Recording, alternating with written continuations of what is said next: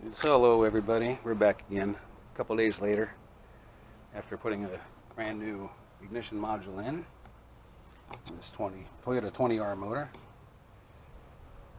Whew, it's been a trip. Just in short, this started to have a hot start problem a little bit more than a year ago. And whatever I thought it was wasn't what I thought it was. It's just been unique problem after unique problem. We got a brand new battery. The old battery was only 3 years old, but apparently it was getting sulfated inside, built up of, I forget what they call it, sulfur or something. Sorry, it's early. So much on my mind about this. Or some of the plates were bad, but it was providing unsteady voltage, which is never good for the ignition system. We've checked all the power feeds. Everything's good. Fusible links, all the ground cables are good. Battery to alternator, battery to ground, engine mount. There's another ground cable back here. Cylinder head to this firewall. This ground from the module to where the voltage regulator is mounted. I apologize. I'm sorry. It's just it's so much. Keep going. But anyway, newly rebuilt distributor from Cardone. Brand new magnetic core wires. Brand new spark plugs from Denso. Gapped at 031 stock. Coil's been checked. Primary is 1.4 ohms. Secondary is reading 9620, which is pretty normal for those. That's the UC12 coil from standard. So a lot of little tiny last minute checks. We're going to get the tack hooked up here. And we're going to do a cold start and see if we can get it running again. And just so you can see, it's absolutely cold. I have not pre-run this. And it's been sitting for about 2 weeks since it last ran. And quit on me. So it may take a little while to get the fuel primed into the carburetor, so it might take a little bit of cranking. So we'll get you set up here. See what goes on, see what happens.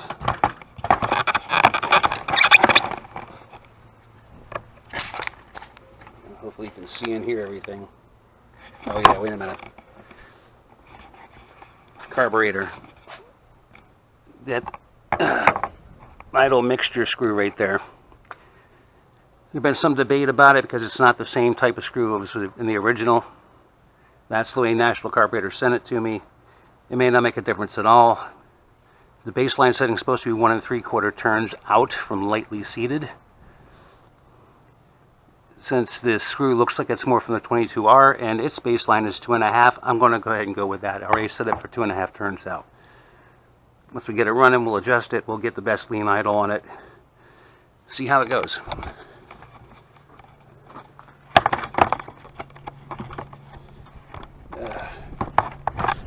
Hopefully y'all don't vibrate too much from here. Get power set up on the tack.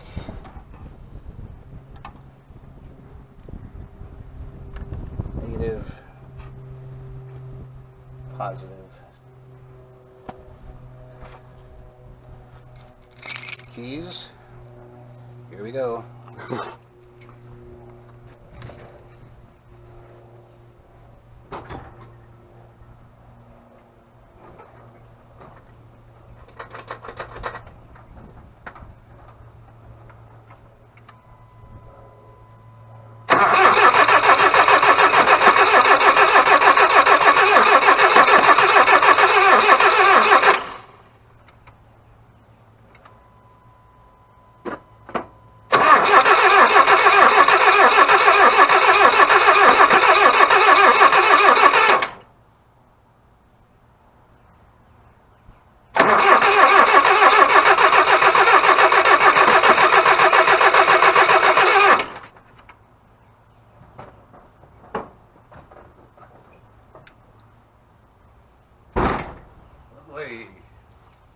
No dice.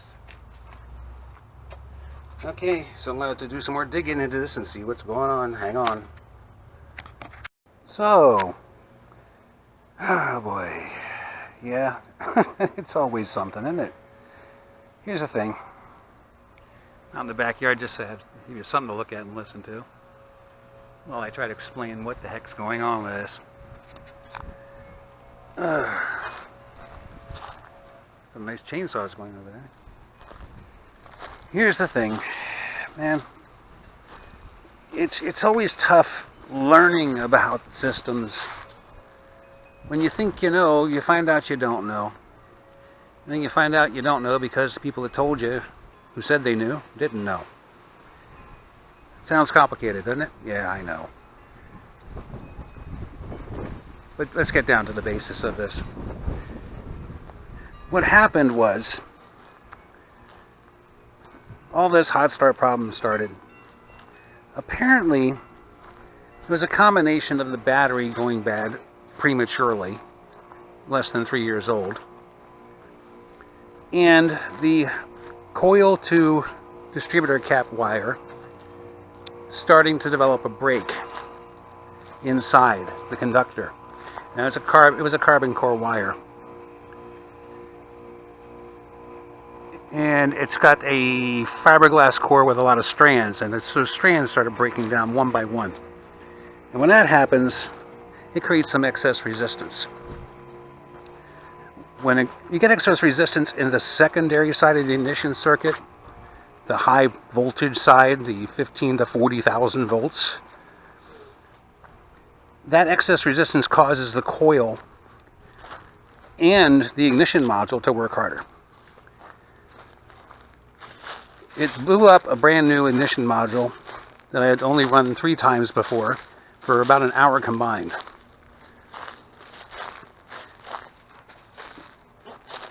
And I replaced that with a brand new module. I went to try that this morning, figuring that was the last piece, along with the plugs and wires, brand new, everything brand new. But no, as you saw, it refused to start. The coil's bad. Now the coil was brand new a couple months back when I replaced it and the module. And it's only been run about 3 times since then. It was weird because that coil wire was still acting weird, causing problems. And it ended up blowing up the brand new module first. And the last time I actually had it running, it was running good. And then it just shut off on me. And then it would crank and crank, it wouldn't start. No spark coming out at all, anywhere. Apparently, when that wire finally let go at that moment, it put such a feedback into the coil that it blew up that brand new module and it blew up that brand new coil. Here's the weird thing. That coil actually resistance tests within spec. The spec on it is 6,500 ohms 6,500 ohms to 10,500 ohms secondary. Now that's the positive or negative terminal and the center post. That's how you measure that. Primary is the positive and negative post. The primary test at 1.4 are perfect. The secondary is testing at 9,620.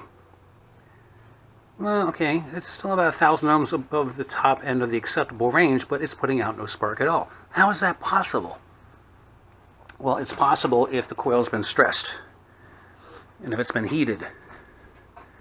And it's been made to work harder, therefore creating more heat. It can break down the insulation on the wires inside. It can break down the oil inside, which acts as an insulator and a coolant. It actually break down the insulation between the primary and secondary sides, and all sorts of havoc can happen. So it's not common, you would think. But I've been learning now. Better late than never, I guess. The plugs, wires, and coils and modules are all interrelated. And I would have been better off just replacing every last piece in the system to begin with. Because bad wires can make for bad coils. Bad coils can make for bad wires. Bad spark plugs can make for bad coils and bad wires. And plus, again, since the spark was really weak, and I was richening up the carburetor, because it actually, a richer mixture is easier to burn, it was carbon fouling the plugs, causing them to have more resistance than normal, which isn't a good thing. And just exacerbating the problem, causing that coil to work harder, and therefore that's why that wire finally went kaplu. I'm done. I'm not dealing with this anymore. It now reads totally open, broken. But the coil still reads like it's not broken, but it won't spark. Well, because it's got just enough shortage and damage inside to where it's just not going to produce anything. And I should have thought about this, because the coil was the last thing. And since I just replaced it brand new, it's only been run 3 times tests with less than an hour, I figured, oh, it's still fine and it still tests fine. No, not true. You need everything new from the get-go as a unit, as a system. Trying to repair the system piece by piece with the ignition system is just not a good idea. But you know, I'm old enough. I should have heard this before. I never heard this in my life. Well, live and learn, right? And that's why I'm capping this off, to let you know what happened, because I'm sure there's plenty of other people who don't know. Nice ventilation over there, isn't it? But in any case, that's the issue. That's the problem. Coil just no good. Wire caused the coil wire caused all this. The distributor with the weak springs is just ancillary to it. It sure as hell didn't help anything. Resetting the cam gear was a good thing. And all the mechanical timing is still good. But again, hopefully we're down to the last piece. Got a brand new UC12 coil on order from Rock Auto. Standard motor parts. Which is what I've been using ever since I did the HEI conversion. They're good quality coils. They work. They last. And yeah, it's going to take about 3 to 5 days to get here. But it's going to be like $26 shipped. Any local parts store, yeah, they have them in stock, but they want $53, $54, $56, twice the price. Oh, but you can have it in half an hour. Well, you see, you got to pay double to get it right now.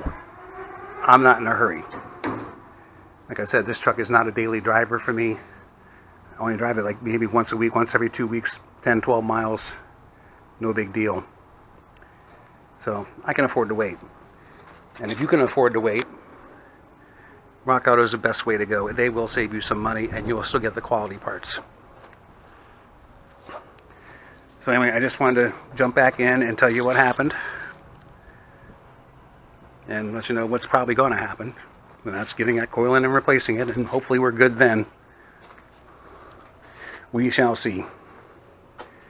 And also, again, if I didn't know, somebody else probably didn't know, so I want to pass it on. Again, I hope these videos do help somebody out there. That is the whole point of this. I'm not doing this for likes or for subscriptions or for donations or who knows, whatever. Couldn't care less. It's all about helping people with these older vehicles, because the information can be hard to find.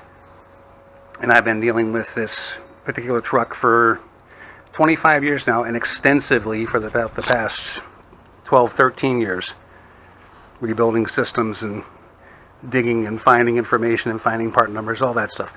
I've got a lot of information on file. So if you got questions about that, if I can help you out with it, drop me a line, ask me a question, just ask.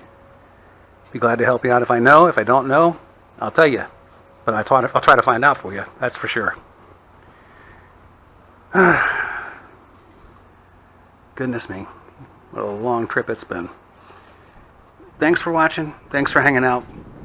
Thanks for putting up with my ramble. Really appreciate you all coming by and watching. We'll see you next time.